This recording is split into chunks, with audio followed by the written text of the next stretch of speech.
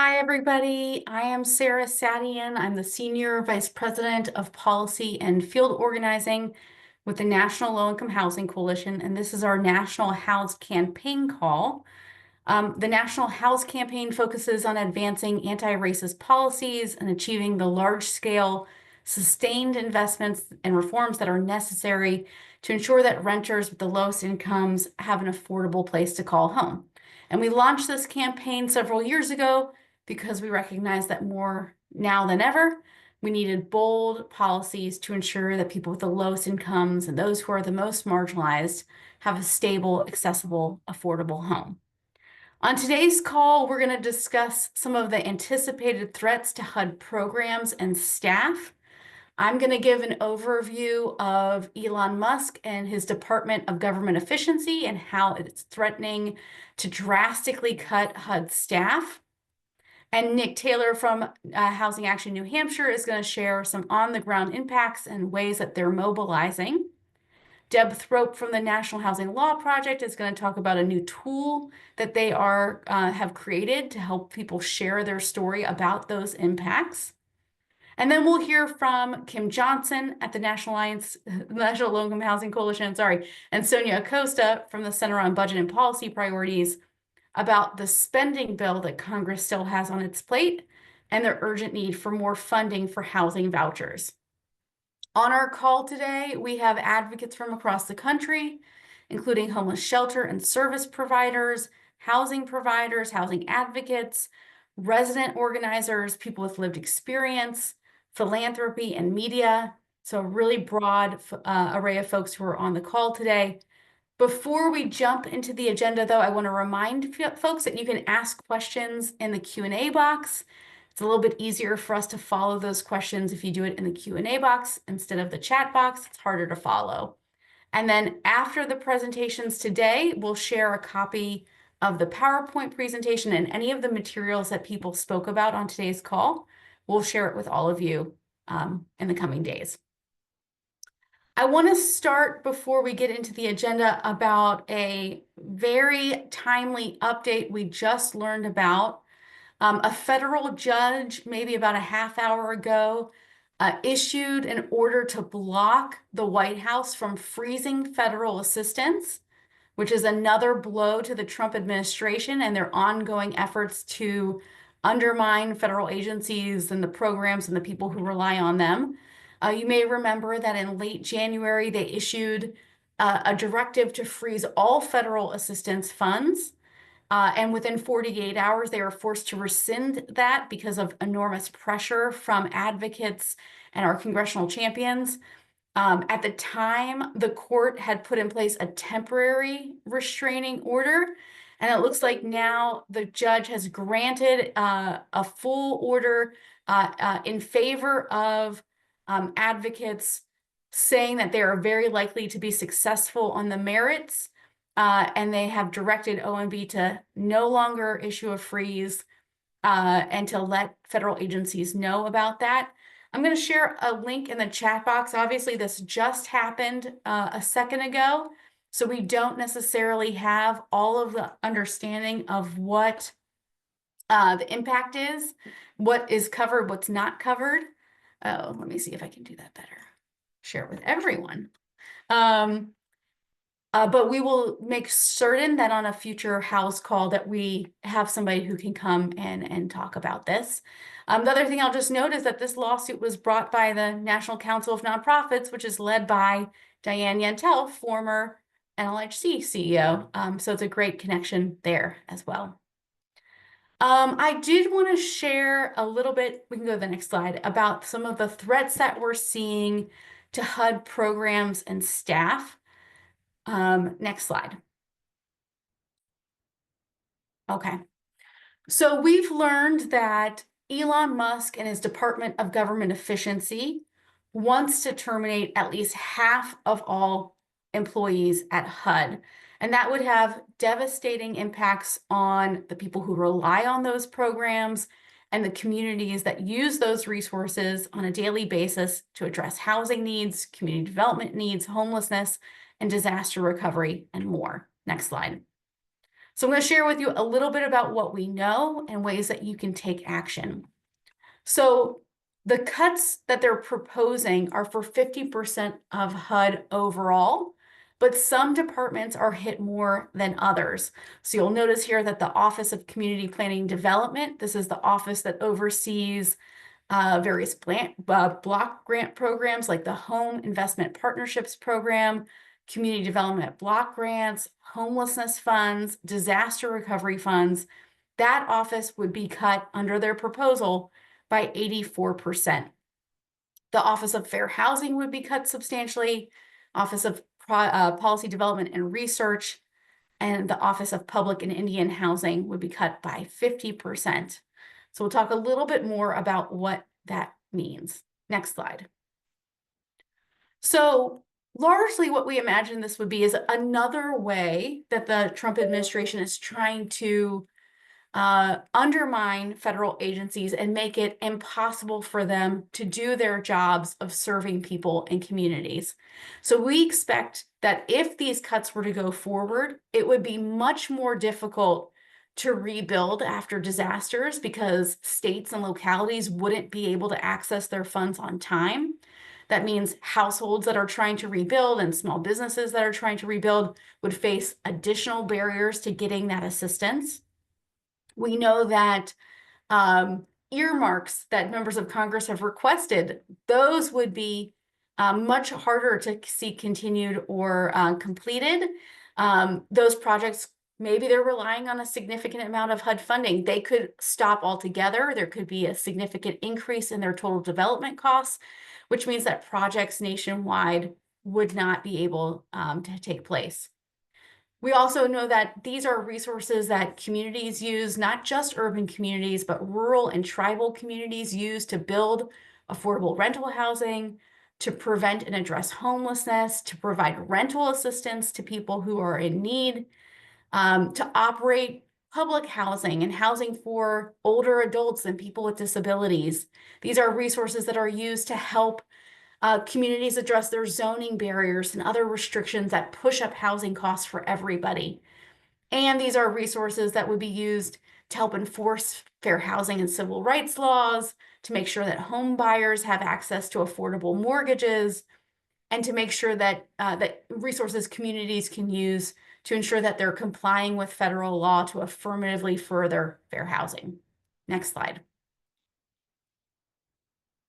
So what do we predict will happen? Well, if states and communities and nonprofits cannot access their funds because there aren't enough staff at HUD in order to get those dollars out the door and into people's hands, it means that homeless shelters might have to close their doors.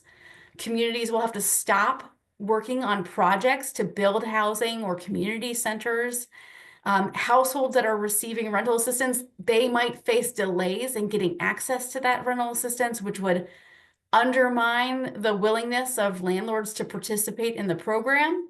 And households potentially could see immediate rent increases and even evictions. Communities that have been impacted by disasters will face a longer, steeper hill to climb when it comes to rebuilding. And the local organizations, that rely on federal funding might have to lay off their staff. They might have to stop operations altogether. And many homeowners would be locked out of the housing market without those resources. Next slide, please. So obviously we see this as being an existential threat to HUD and its ability to serve people and communities. So we want to encourage you to contact your senators and representatives to urge them to protect HUD and staff.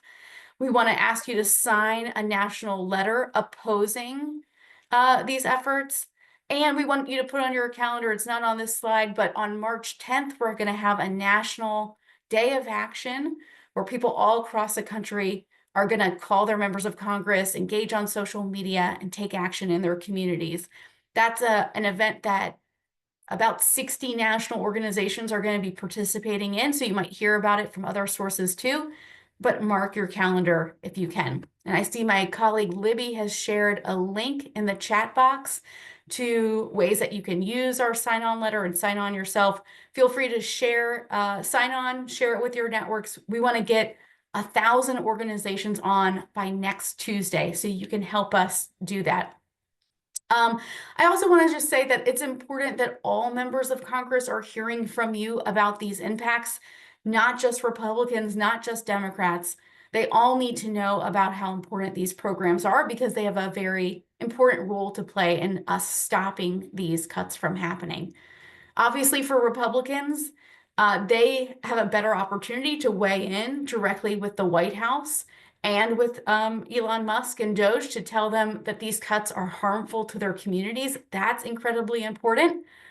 But Democrats can be very helpful too in terms of lifting up the stories of impact, engaging with folks on social media, making sure that the stories, the impacts are being heard, and that people in the public know about what's at stake here. Next slide,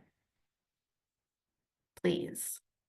Okay, I want to share with you a list of our House targets. So these are Republicans who are either on the House Financial Services Committee, the Appropriations Committee, or they're a part of the Problem Solvers Caucus, and they're considered to be pretty moderate members, or they might be from swing districts. Now, if your member of Congress is in one of these districts, it's incredibly important that you engage with them consistently over the next several weeks. But even if your member is not on this list, that doesn't mean that you're off the hook. You still have to call your members of Congress. Next slide. This is a list of the senators who are our top targets. This is a list of Republicans who are on the Senate Banking Committee, the Senate Appropriations Committee, or who are generally considered to be more moderate leaning. These are the folks that if you live in these states, you want to make sure that you're contacting them very consistently over the next several weeks so that we can take action there. Next slide. Okay, a couple of tips that we've learned of what we think might be most persuasive to Republicans in Congress. So these are all good points to make. One, we've been told to frame this around Elon Musk and DOGE more so than President Trump. A lot of Republicans in Congress don't want to get on the bad side of President Trump. He's our party leader. But if you focus the blame on Elon Musk and DOGE, it creates a little bit more breathing room for them to voice concerns, and we want them to do that. The second thing is to focus on earmarks. We'll share with you after this call a link so you can see all of the earmarks that members of Congress have made. We've highlighted the ones that Republicans have requested. So these are projects we know Republican members care really deeply about, and these are the projects that will not be built or will face additional barriers if HUD staff is dramatically cut. We also think it's helpful for you to focus on how HUD programs serve rural and tribal areas, how those resources are used to rebuild after disasters, because we know that those are issues that impact disproportionately Republican states. It's also helpful to remind members of Congress that they have a constitutional obligation to protect these programs, to provide funding for these programs, and by allowing the administration to just sort of arbitrarily decide to cut off funding or deeply cut staff, it takes power away from Congress, and it actually makes the programs far less efficient. We're going to see a lot of delays in resources getting out to communities because of these staffing cuts. So we can't let them sort of get away with the message that this is making government more efficient. There's plenty of ways to make government more efficient. We're always first in line to talk about program reforms that are needed. This is not the way to do it. This is going to make programs less efficient. And then finally, we want to focus on people and communities. How are they being harmed by these cuts, or how would they be harmed? And how are HUD programs helping people directly in communities? How have they been successful? Next slide, please. I want to just pause there because there is another update that I wanted to share. One is that, so this proposal from Elon Musk and DOGE is sort of just a proposal on paper, right? This is what they want to do. There's still a lot of time for us to mobilize so we can stop them. But we saw the first bit of evidence about them starting to try to move ahead today. And that's because there was a memo that was leaked from HUD outlining a directive to start cutting field offices that HUD has locally. So in your community, in your state, HUD has offices at the national level, but they also have offices at the local level. These are folks that answer questions from local government officials. They help residents if there's an issue with their property. They might help people apply for HUD funding. If those offices are closed down, again, it means job losses in your community. It means it's going to be harder for your community to access HUD resources. That is something that they are wanting to go forward with as of May 18th. But I know that through the pressure that all of us can put on these members of Congress and the administration, we can stop these cuts from happening. So I'm going to pause there. That's a lot of information about this threat, but I do want to answer a couple of questions that are in the Q&A box. And if you have other questions, feel free to add them. So there's one question from Erica that says, does cutting staff mean cutting funding for clients, states, and tribes? And I'll say it's a little bit different. It's not a direct way of cutting funding, but it's a way of making it nearly impossible for the agency to get that funding out to communities, right? Congress can pass a bill that provides funding for a certain program, but then it comes down to HUD staff to issue grant agreements and to write contracts that actually give the money over to nonprofits and local communities. So it's another roundabout way for the administration to undermine HUD programs without directly freezing those funds. We saw that attempt earlier in January. This is another way of trying to get at that. I see that there are other questions about what happens for people who are currently receiving rental assistance or housing assistance from HUD. What happens if these cuts take place to HUD staff? Sarah is asking, will I face homelessness as a result?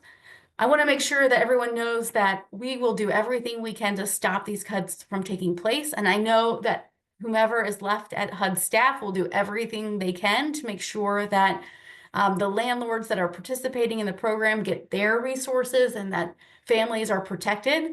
But when you're talking about deep, deep cuts at this level, it's very hard to know exactly how it's going to impact people. So I don't want to unnecessarily scare you into thinking that you're automatically going to lose your rental assistance. I don't think that's going to happen, but it definitely will undermine the ability for the programs to work, and that could deteriorate over time. I'm going to answer one more question if I can. Just a reminder that I'm going to share this PowerPoint presentation and all these links. We'll share that with you in a follow-up email. And I think actually we're good with questions. So with that, I am going to turn to our next speaker, who is Nick Taylor, joining us from Housing Action New Hampshire. He's going to talk a little bit about the impacts on the ground and ways that he is already mobilizing. So Nick, thank you for joining with us. Of course. Thanks, Sarah, for having us and for everyone being on this call. Like Sarah said, I'm Nick Taylor. I'm the director of Housing Action New Hampshire. We are a statewide organization in New Hampshire that advocates around pro-housing policies at both the state and federal level. And so one of the things that Sarah had mentioned in her slides was reaching out to both Republicans and Democrats. And here in New Hampshire, we're lucky that our entire delegation, our Democratic delegation, is in allies in these fights, in these efforts. But they want to be part of the solution. And one of the things that we are really working on is how can we make sure that they have everything that they need to be the most powerful allies and messengers they can on this. And so, when we were sort of setting out, how can we be helpful, thinking about, what would an event look like? What were some of the resource pieces that we could provide to them look like? And so again, identifying our goal, and our goal wasn't persuasion. We knew that our members were with us. We also knew that earned media was going to be a factor, but that it didn't need to be the driving factor for this, that we felt like the most important thing we could do was provide really great policy details so that they're able to make the argument for us and have everything that they need to go beyond, we know this is an issue, but what are the actual impacts on the ground? And so we're doing a couple of things. One, just this week, we held a roundtable with one of our members of Congress where we had housing authorities, we had nonprofit developers, we had our organizations that are handling our statewide CDBG grants to really talk about what programs do they access, how have the freezes impacted them, what did they see on the ground, and who do they serve? So that these stories, that these real implications can go from just something that folks are hearing about in the news or talking to their colleagues about, but actually talking to people in their district, organizations that are providing direct services, and had that real great back and forth. And we got into the weeds on this so that, again, when our members are doing interviews or talking with their colleagues or advocating in committee, they're able to, talk with great detail and great authority. We were talking about, portal access. We were talking about grant drawdowns, what is still out there, how people were accessing it, what the feedback was when they were talking to their contacts at HUD, and again, the populations that they served. Because we wanted to set up that this wasn't our message for the earned media. This wasn't a press event that we were pulling together. This was about arming our delegation who wants to be helpful with everything that they possibly can have. And so the other piece to this, in addition to reaching out to the members and their staff around events and roundtables, is we're pulling together using some of the great data from Coalition and the Center and the various dashboards that are out there, exactly how many dollars are coming to New Hampshire. Because there are so many programs. When we look at HUD, when we look at USDA, when we look at their HHS dollars, and making sure that we are supporting the staff and the team that is in our delegation with all the resources that we can, and being able to, again, tap into our members, tap into our organizations, pull that all together so that folks have access to it. Because, I really can't stress enough what Sarah was saying, is that there's a role for everyone to play in this, regardless of what your delegation looks like, and regardless of how, we know that they would vote and how that they are talking, is that there still is a role for us to play as we are trying to arm them with the stories, with the details, and knowing that we are there. There are a million different fires that are out there right now that their teams are running down, that they are running down, and anything that we can do as advocates on the ground to be able to make it easier for them to make that case, for them to plug into an existing event, for them to meet with someone who is receiving some of the federal dollars organizationally, or people with lived experience, that's going to make a huge difference and make them, that much better of an advocate. So I know there are so many other folks around the country who are doing similar things and similar work, and really appreciate what you're doing. And, if there's ever anything that we could be helpful or share our story around, what we're doing here in New Hampshire, more than happy to help share.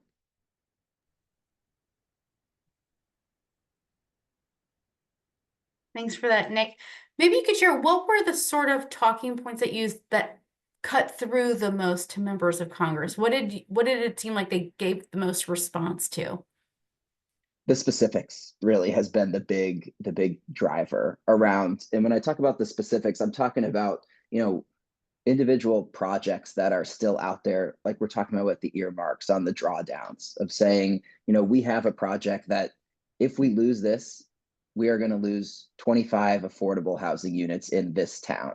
Let's talk about those impacts at a personal level, at the individual person level, and on the ground. And so that it's not simply, half of staff or $1 million are going to be cut. It is down to the community level project. And so the earmarks were a big piece of that.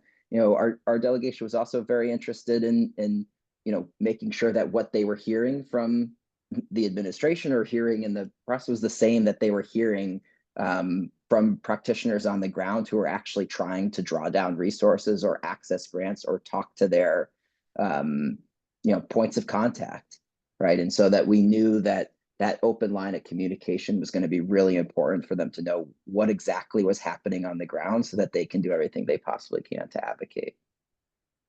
And obviously this, this fight is just beginning. There's a lot more folks can and should be doing to make sure we can protect HUD programs and staff. Do you have any plans going forward of how you're going to keep up this engagement? Absolutely. We view this as something that is just the start of this conversation and in these events. And so, for us, we are in regular contact with our offices about providing them those resources. We are a membership coalition at Housing Action. And so, many of our members are organizations or serve populations that receive these funds. And so being able to set up tours when they're in district or set up individual level conversations, that's going to make a big impact to keep it front of mind. And again, sort of make it as easy as possible for our allies to make the arguments, because we know there's so much on their plates and so much that's spread thin. So, anything we could do to make it as easy as possible for them to make the case, that's what we're here for. And so, again, we're lucky to be, in partnership with our delegation and not in a persuasion posture, but everything we can do, that doesn't mean we just sit back and rest. So more events, more, research, tapping into the great networks that are out here. And again, those individual level case study, site tours, all of that is a big part of it. Yeah, and I so appreciate that point that you made. A lot of times advocates can think, oh, it's a done deal. There's nothing we can do. It's already been decided that, these cuts are going to take place. But the truth is that that's not really the case. If we stop our advocacy or hold back, yes, then it increases the likelihood that they'll be successful in cutting HUD staff. But if all of us are engaging and pushing back, we really can make a huge impact here and protect those programs. And the best, I think, evidence we have of that is the freeze that OMB tried to put in place in late January. And within 48 hours, they were forced to rescind it because so many advocates had pushed back. So I just want to thank you for making that point about how we still have so much power in our advocacy, and we can't sort of give up the fight before it's even started. We have to keep it sustained over the long run. Absolutely. Absolutely. 100%. I mean, everything matters. Everything really does. And even when it feels, like what could one small conversation up here in New Hampshire matter when you're talking about, an entire, full scale effort that they're pushing out there, but it does. And it really does. And it matters all across the country. Absolutely. Well, I thank you for your work and look forward to hearing more about the great stuff that you're doing to mobilize New Hampshire. Excellent. Thanks, Sarah. Awesome.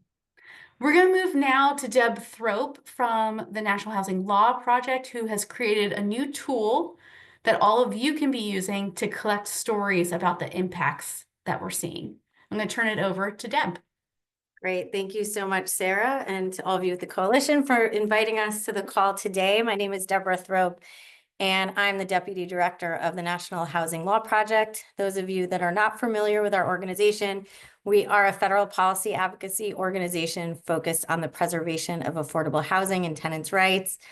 And we also have a field network of, now we're up to well over 2,000, mostly legal services attorneys, but also other housing advocates, organizers, and tenant leaders working in the field. And it's this network that really informs our federal policy advocacy. So I am here today specifically to talk about really proud of this at NHLP. It's a new story bank that we built to really fight back against the Trump administration. And listening to Nick speak, I think it's like a great segue into introducing the story bank to all of you, because as Nick really highlighted, what lawmakers are interested in is hearing about real life impacts on the ground of these policies that are coming out of the administration. And so we're partnering with some of the coalition and other national orgs to get this story bank out far and wide. So what is this story bank? So what we're doing is we're collecting stories to show specifically how this administration's unlawful and dangerous actions are impacting all of us and making us feel less safe and less free. these stories are critically important, as we talked about, because they're really power, right? So sharing our stories publicly is going to help us connect with people, decision makers, and importantly, the stories are undeniable, right? So they can be used to amplify and help present solutions to the problems that we face. So I'll also put the link to the story bank in the chat, but the URL is right here as well. So how are we going to use these stories? So we'll potentially share the stories with lawmakers, government officials, partners, and even the media to call for action. And again, really illustrate the real life impacts of all of what we're talking about today on real life people. Anyone can fill out this form. We've sent it to our network. We're on the call talking to you all today. Tenants, legal aid attorneys, advocates, and all of our allies can fill out this form. So for example, if your program's funding was cut as a result of the DEI executive order, and you want to tell your story, you can log in here and let us know about it. A couple of really important notes. So one is that the story bank does ask for consent, both for us to share your story and use your name, but you can choose to keep it anonymous. So do not worry that if you go on the story bank and you tell us a little bit about what's happening in your community, that your name will necessarily be attached to it. There's actually a specific prompt that will let us know whether or not you want to consent and, to attaching your name to your particular story. It also asks, so it asks for contact information in case we need to clarify details. So some of what us in the coalition will be doing and talking to lawmakers is really trying to connect people from different communities to the decision makers from those communities in Congress. And so it might be that we say, hey, we're targeting a specific lawmaker. You're from a community that you're from one of their communities, that their constituents. So we'll look at the story and we might call you for more information if it's if we think it's important to amplify our advocacy.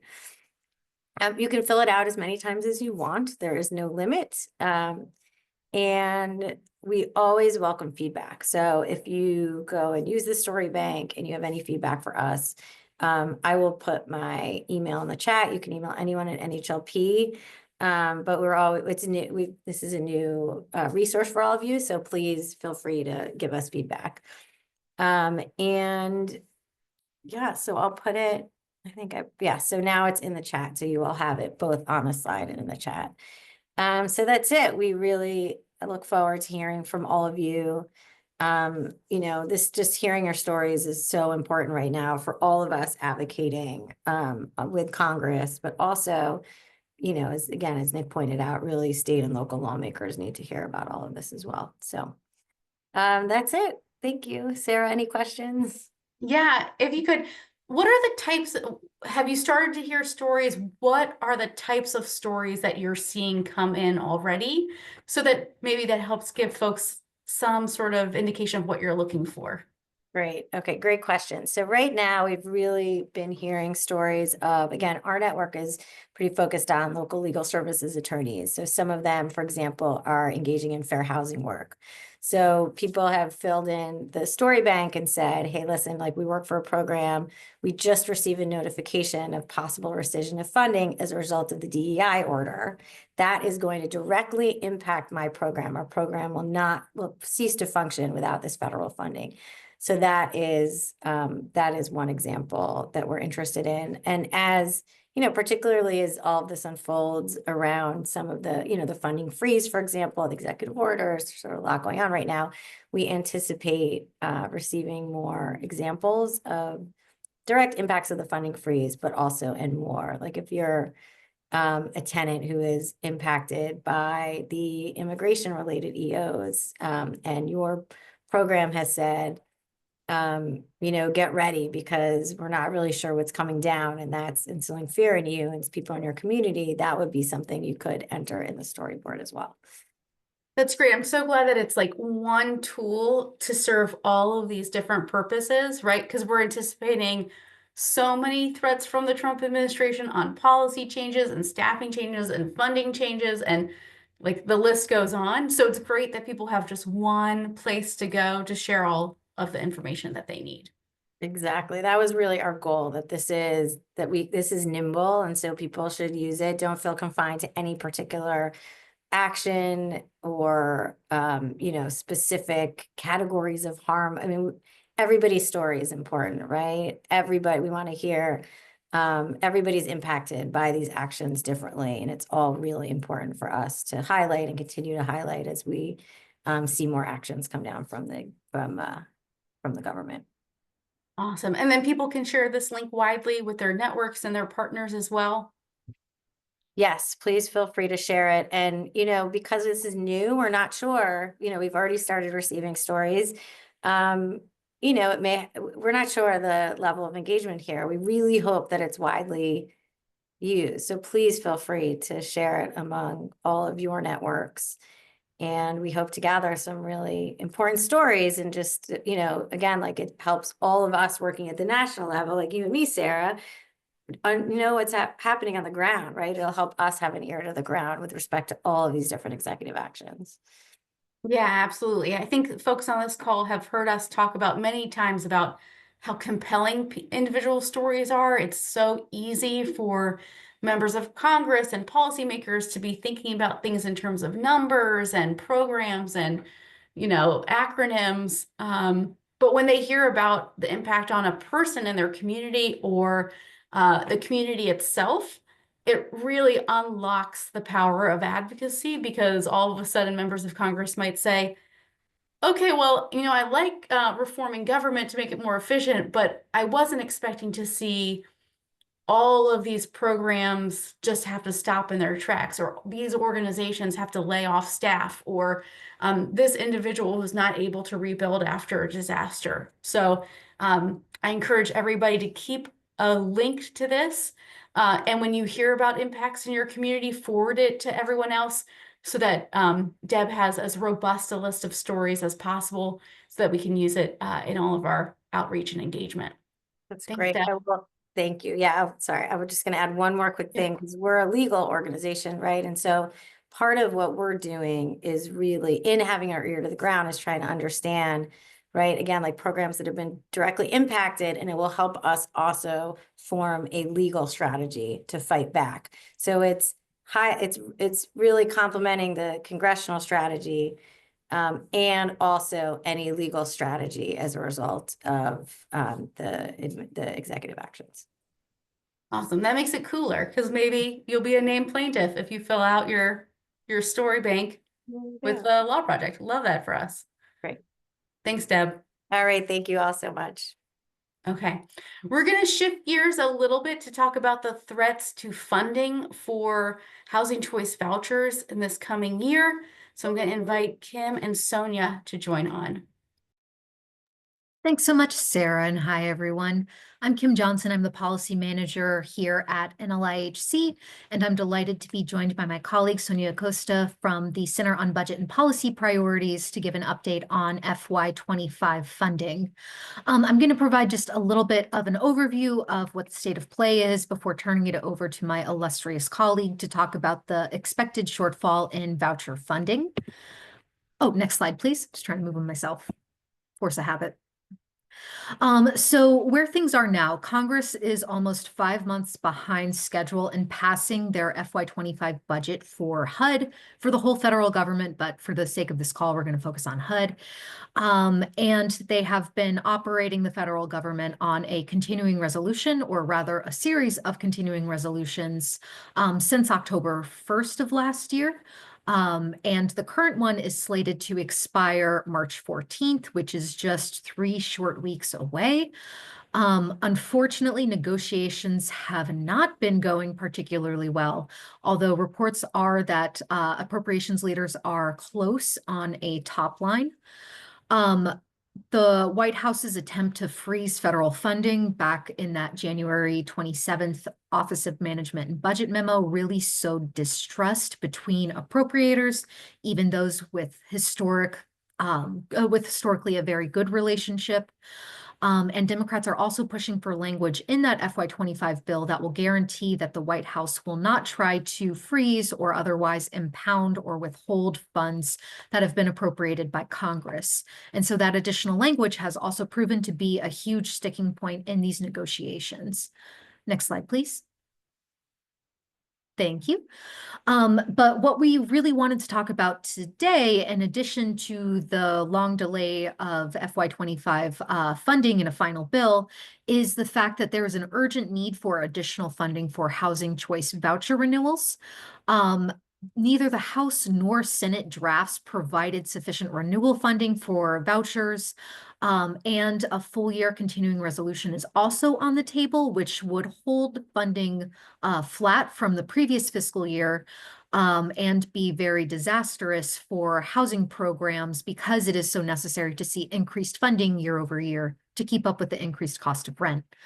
The House's level of funding was just $115 million over FY24. And that would result in an historic loss of housing vouchers. And even the Senate's funding level is about $800 million short of what would be required for full renewals. And to talk more about that, I'm going to invite my colleague Sonya to hop on. Thank you, Kim, and thanks everyone for having me. Like Kim said, my name is Sonya Acosta. I'm a senior policy analyst at Center on Budget and Policy Priorities. If you're not familiar with us, we are a nonpartisan research and policy institute that advances federal and state policies to help build a nation where everyone has the resources they need to thrive and share in our country's prosperity. So digging into this, Congress really needs to prioritize providing sufficient funding to renew housing choice vouchers. Like Kim was saying, both bills fall short of what's needed. So the House Appropriations Committee passed a bill in July of 2024 that provided essentially flat funding. Like Kim said, $115 million is not a significant increase when we're talking about the voucher program. And this would lead to a historic reduction in the number of households receiving a housing voucher. Previously, there was a reduction under the Budget Control Act, but it was at about, I think, 93% of what was needed. And this would be only about 89% of what's needed to fully renew all existing vouchers. So that would, this level of funding shortfall would be so severe that some agencies, many agencies, would have no choice but to end families' ongoing assistance. So in some years, there isn't enough funding, and what happens is agencies simply don't reissue vouchers when a family moves out of the program. But at this level of shortfall, it would mean potentially that, or very likely, I should say, that families who receive a voucher now would actively lose it. And we are tweaking some of our estimates right now, but hopefully we'll have that wrapped up by the end of the week so that we can get it in NLIHC's newsletter so that you all can see it. But it would be at least 250,000 households, a reduction of about 250,000 households under the House bill and similar to a CR. And then the Senate Appropriations Committee passed a bill with bipartisan support in July that provides more than the House bill, but would still fall short. That would be about 97.5% of what is needed. So that level of reduction is more like tens of thousands of households instead of the hundreds of thousands of households that we would see under the House bill. But still, we are in an environment where homelessness is at a record high. This is not what Congress needs to be doing. So like Kim mentioned, rental assistance programs need annual increases to match changes in the private market. And while increases in rental costs have slowed from previous years, you know, we had the big surges in 2021 and 2022, rents are still increasing and they remain very high compared to incomes, particularly for families with low incomes that receive vouchers. So during 2024, the voucher program was still catching up to these rent increases over the past 5 years. And so as a result, that's one reason why we're seeing kind of this significant increase in the need for voucher funding. So this funding uncertainty that we're talking about, the attempts to block funding that we've been talking about, and the efforts to fire HUD staff and other federal staff all undermine our ultimate goal of affordable, accessible housing for everyone, which includes an expansion of rental assistance to help people, all people with low incomes who need it. And, you know, we think that instead of doing this song and dance every year where we ask for more money, we should have a program that provides that long-term rental assistance and adjusts automatically to meet the need. And if we want to talk about efficiency, there are definitely ways that we can improve this program and all of our housing programs, but we need funding. That is proven. And yeah, but I really appreciate everyone who's talked before about advocacy, because that's what we need, is folks reaching out and making sure that members of Congress know that this is an issue. So I'll turn it back to you, Kim. Awesome. Thank you, Sonia. Sorry, it took me a minute to find unmute because I was answering questions. But thank you so much. And thank you, Brooke, for sliding us into the next slide, which is ways that advocates can take action. We are urging folks to call their members of Congress, contact them and demand a final FY25 spending bill for HUD that provides that sufficient funding for all housing choice voucher renewals.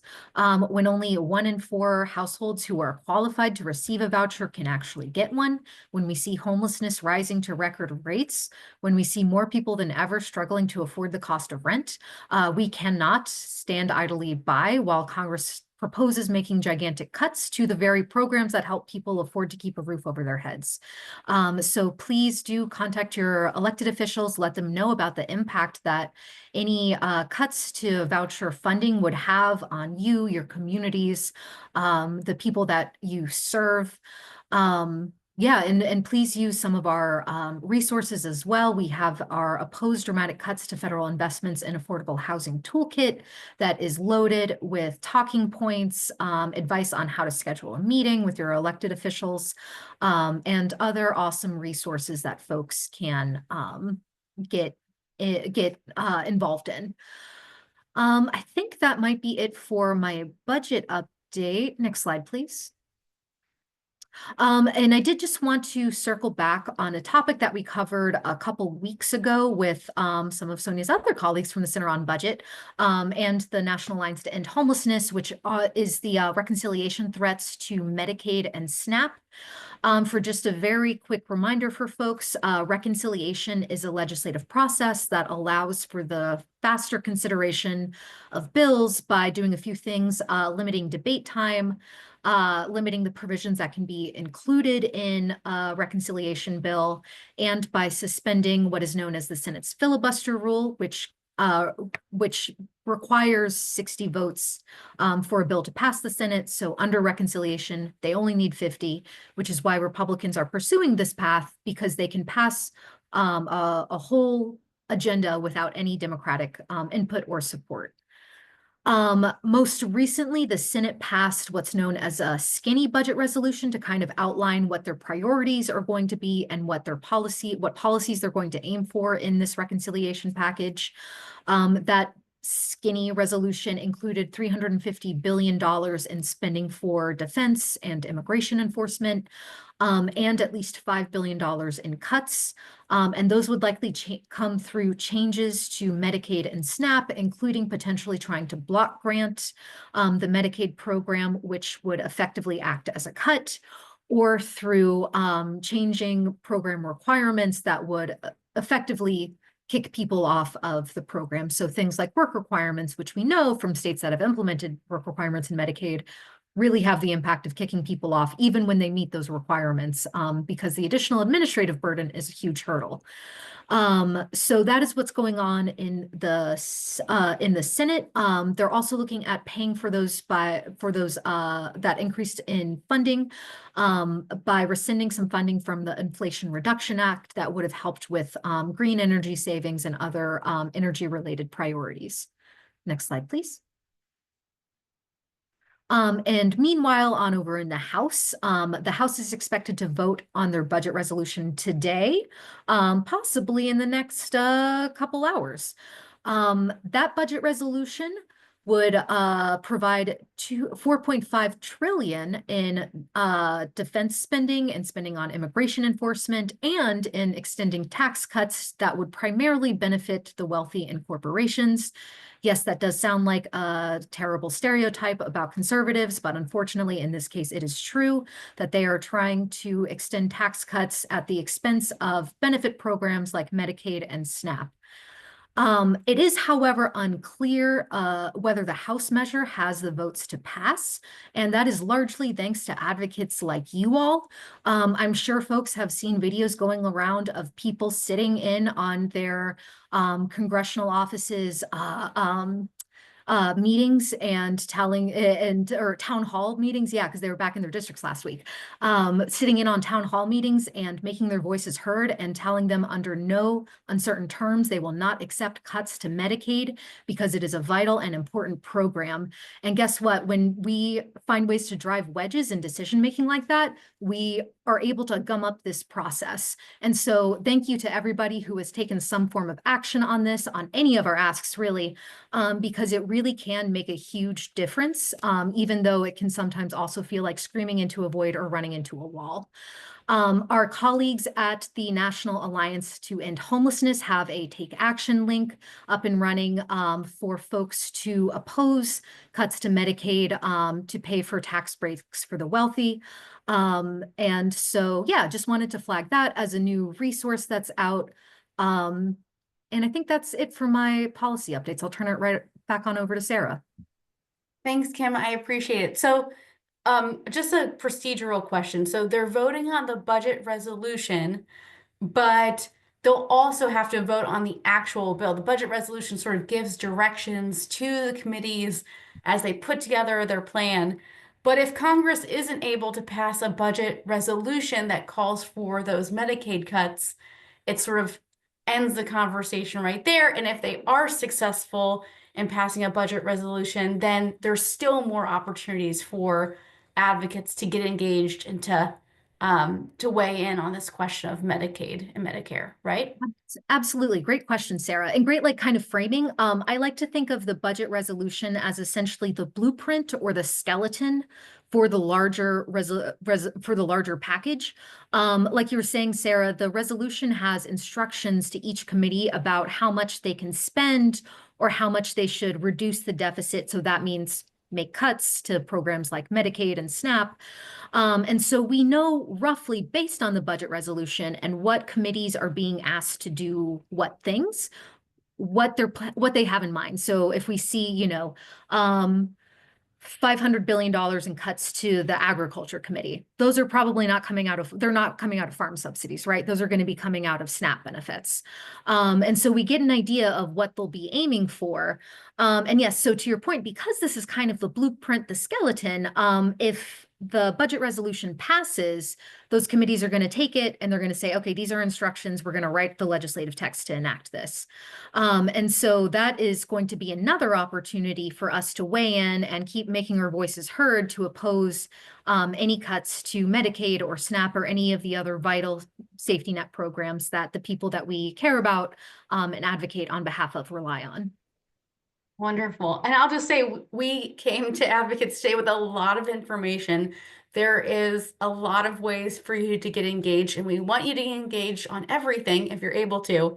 But it's also, there's a lot, right? And I'm wondering, Kim, just for you, like, how do advocates like keep track of all the different threats that are out there and all of the opportunities to engage without feeling overwhelmed? Maybe you can answer for yourself. Let's see. Well, I mean, for me, it's a little bit different, and I'd say in some ways easier because I have to, it's my job to keep track of the mayhem and and madness, for better or worse. And so, but it just makes it easier when I don't have a full-time job to work on, and then I'm trying to also pay attention to all of the madness that's going on in the federal government. But to that point, it's our job to keep track of that. And so I would encourage folks to, sign up for our emails. We try to keep them, measured as much as possible to not overwhelm anyone. But we also have really great resources and information, weekly updates about what's going on Capitol Hill, in our Monday memo to members, summaries of these calls and links that we provide to folks, all included in our Friday connection articles, and of course calls to action with any urgent any urgent advocacy asks. That was hard to say, for advocates to pay attention to. Wonderful. I so appreciate that.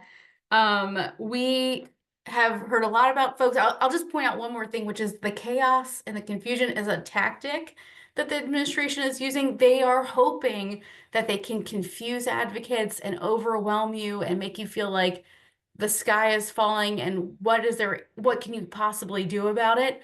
But don't fall for that. That is a trick that they are using because they know that our advocacy is powerful when we're all working together towards the same goal.